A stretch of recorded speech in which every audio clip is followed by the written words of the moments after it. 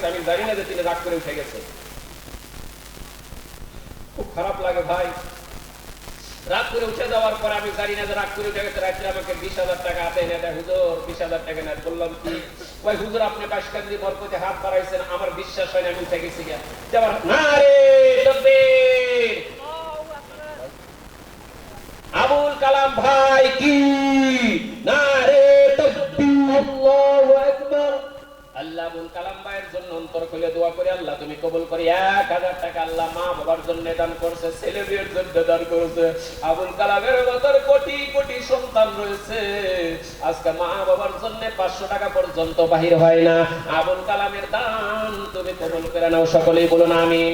এবার আমার ওই 10,000 টাকা চাইছে, উঠে গেল 20,000 টাকা রাত্রে আমাকে দেয়। বলে হুজুর কিসের টাকা দেন? হুজুর আপনি যখন ডাক দিয়েছেন আমি গোসা করে উঠে গেছি, হুজুর এখন টাকা চাইবো।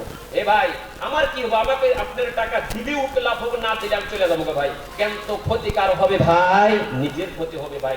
একমাত্র আমার পেটের জন্য আমি কাঁদি না ভাই, আমার নিজের পেটের জন্য আমি কাঁদি না। তিনি উঠে যখন গেছেন আল্লাহ মন গোসা হয়েছিল, 5 লক্ষ টাকা দামের দোকান বাবা, সঙ্গে সঙ্গে আগুন যখন ধরে গেল আমাকে দিলাম ভাই, তাহলে কিছু খবর জানি না।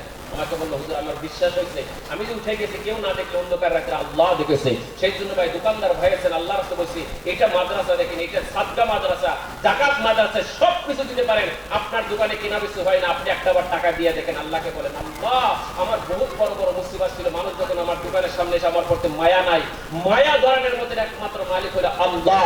আল্লাহর রাস্তায় মাত্র 500 করে দোকানদার ভাইদেরকে বসে একটা দিনের হাজিরা, একটা দিনের হাজিরা ভাই, এই চান্স ছেড়ে দিন, আমি মুসাফির মানুষ।